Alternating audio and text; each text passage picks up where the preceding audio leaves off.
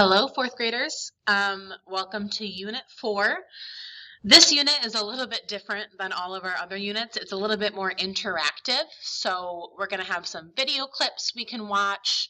There's going to be certain things that are spoken out loud to you by some of our characters. So this unit is called Eureka. And the word Eureka is often used when someone figures something out. They say Eureka. It means like, I got it. I figured it out. So we are going to have a type of a game show for this unit.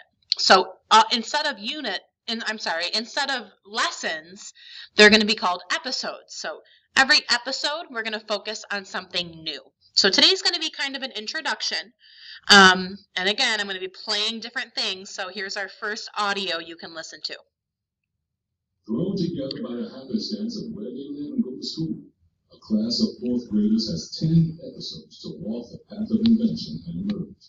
Maybe scarred, maybe stronger. Oops. Thrown together by the game show, Eureka, Student Inventor, where puppets pull the strings and making it work is only the beginning. All right, so welcome to Eureka Student Inventor. I'm your host, Miss K. As you know, we scoured the country looking for the right mix of hard workers with creativity, ingenuity, and resilience. Contestants who wouldn't be fazed by a little mess or a little yelling. Students we could gather up and mold into the next great Eureka inventors. And when the producers found your class, well, we cried Eureka, which, in addition to being the title of our show, is also an expression we get from the ancient Greek inventor Archimedes that means I have found it. But before we get started with the work of invention training, allow me to introduce you to our judges. I should warn you, they may be brilliant, but they're also eccentric. All right, so here is our first video.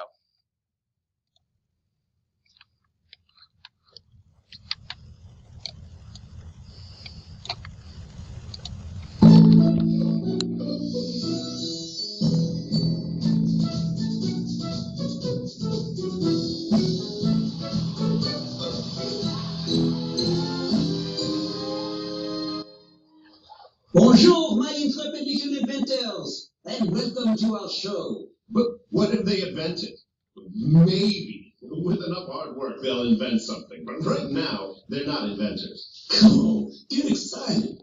These students are themselves an undreamed invention. What they will make, what they will become, remains to be seen. Isn't it thrilling, Hetty? Yes, I could not be more thrilled.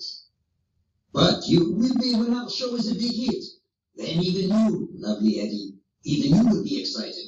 Oh, Jacques, it is very sweet that you think our show will be a hit, when I've heard that we are in danger of being cancelled at any minute. Why? Because no one actually watches the show. Well, with these intrepid students, as opposed to the more, shall we say, Unimpressive. well, I was going to say less motivated students of past seasons. With this crop of seedlings, the show will certainly be a success. It is not in such danger, is it? I know for a fact that my mother's elderly friend Matilda watches it. When she is very, very old.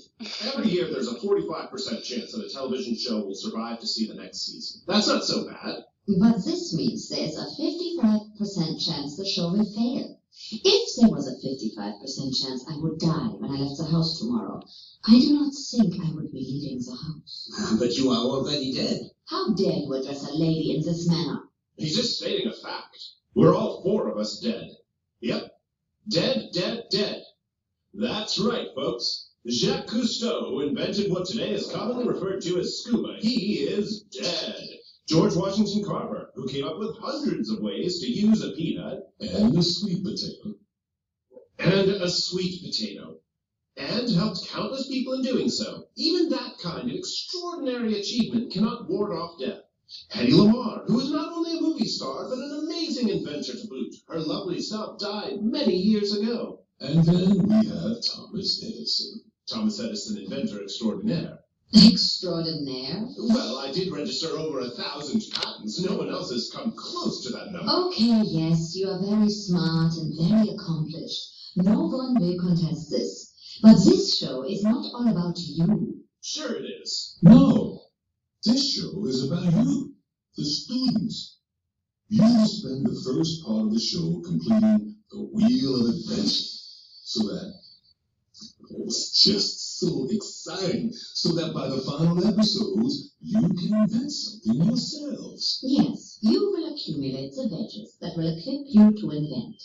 Each wedge corresponds to a skill that you will need in order to come away a winner. But it is much more about what you, the students, will invent than about winning. I mean, you will think of something that never was there before. That's what this whole show is about. All in the name of Winning! And the winning group will be crowned Eureka! Student Inventor! All right, so there's our introduction video. Before we start looking at that wheel they were talking about, the first activity you're going to do is read these facts about the telephone. So when the telephone was invented, here's some facts about it. Our first activity is you're going to give me a slogan for the telephone. So a slogan is a short phrase that people use like in commercials or when they're trying to advertise their product. So I want you guys to come up with just a short sentence that will sell the telephone. So for example, McDonald's has "I'm loving it." That's their slogan. Burger King has "Have it your way." Nike has "Just do it." So think of a short little slogan that we can use to try and sell the telephone. Then I want you to think of what is your definition of an invention. So think about what is an invention, and I want you to write your definition on the line. Then you're going to give me 3 examples of different inventions. So anything that has been invented at all in history, give me 3 examples. And then you're going to tell me what is the difference between an invention and something that's found in nature. So like a tree or a plant or a rock. What's the difference between an invention and something that we simply find? All right, so here's our wheel of invention. Every single wedge has a certain skill that is going to be necessary for making these inventions and being on this game show. So every class will focus on a different skill. Today we're going to focus on collaboration. So we're going to listen to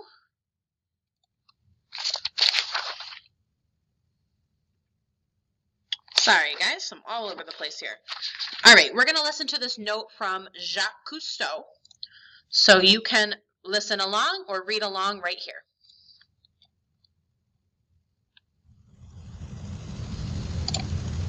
Bonjour, tadpoles! Inventing, it is like a boat trip. Lab mates are at once alone and together amid the hostile seas. Alas, this season they would not let me put you on a boat in the hostile seas to demonstrate this. I swear to you, the thing with the jellyfish was not something we could have prevented. And no one, including the jellyfish, suffered any permanent damage. The network, it spoils all my fun. But I digress. Here is the thing. You must work together in this quest. You must listen to one another. You must let everyone have a turn. You do not know. The quiet one in the corner could save your life. Fix your invention. Oui. It is not the easiest thing, collaboration. So today, we practice. You see the collaboration wedge? I am not giving that away for freebies. All right, so that was a note from Jacques Cousteau letting you know that we're going to be working on collaboration today. So we're going to read this little play about last season, and then you're going to answer some questions. So it says, learn from last season, bad collaboration. The narrator says, we are about to watch one of the last season's building activities. Here, students attempt to dip a paintbrush in a cup of red paint and then paint a red X on a piece of paper without any person touching the paintbrush directly. The contestants have just begun. Sam says, okay, I have such a good idea. We're going to get everyone to stand in a line, and I'm going to tie a string around my wrist and attach the paintbrush to the string, and then we're going to tie everyone's wrists together. And Laura says, wait, I don't understand how that's gonna... Sam cuts her off and says, and then everyone will stand close together, and there will be like a countdown, and when we all swing our arms, we'll launch the paintbrush into the paint. Tyler says, oh, I have an idea. Let's just all make a pyramid with the paintbrush on top. Maria says, you guys are being stupid. Laura says, I didn't even say anything. Maria says, this is stupid. I say we forget the paintbrush and just put the paint in our mouths and then spit it onto the paper. Alex says, oh, that reminds me of this really funny thing that happened at lunch yesterday. I was opening my milk and I squeezed the box as I was opening it, and there was this spurt of milk in my eye, but it was really funny.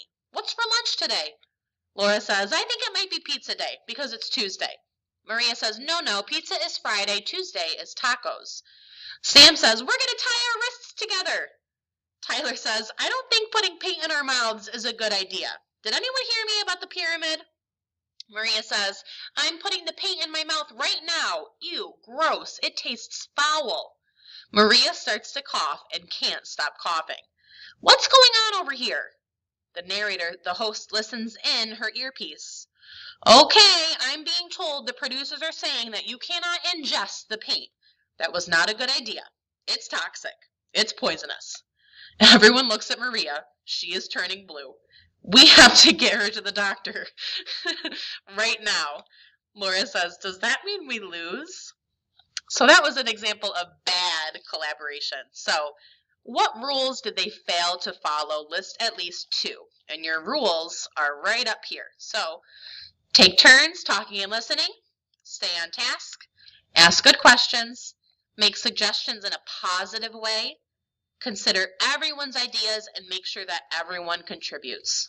So give me 2 rules from that list that these people did not follow. Okay, for skills today, we're going to have you do your collaboration challenge. Now, I know this is different because we can't really work together, but we're going to try our best to modify it. So here's another note from Jacques Cousteau. It is all well and good to talk the collaboration talk, but what about when you must walk the collaboration walk? When you need to put these rules into practice yourself?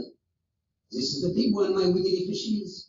If you succeed in this challenge, and by succeed, I mean work together thoughtfully and well, and then write about how you did it, you will earn your first wedge to get your wheel of invention rolling. All right, so here is Jacques' collaboration challenge. You're going to think about a way to pick up a ping pong ball and pass it among a group of people, and then put it into a basket. The rules are you can't touch it with your hands, you can't drop it, and you can use 2 pencils, 10 pieces of tissue, and a box of rubber bands. So using this information, talk about what is the problem we're trying to solve, what are the materials you're being given, and explain how it would work. What would you make to try and do this challenge? Then, lastly, you're going to write a letter to Jacques. So all the stuff we learned today about collaboration, I want you to tell me what is the most important rule. So those rules we went over, which one is most important? What's going to happen if you ignore this rule?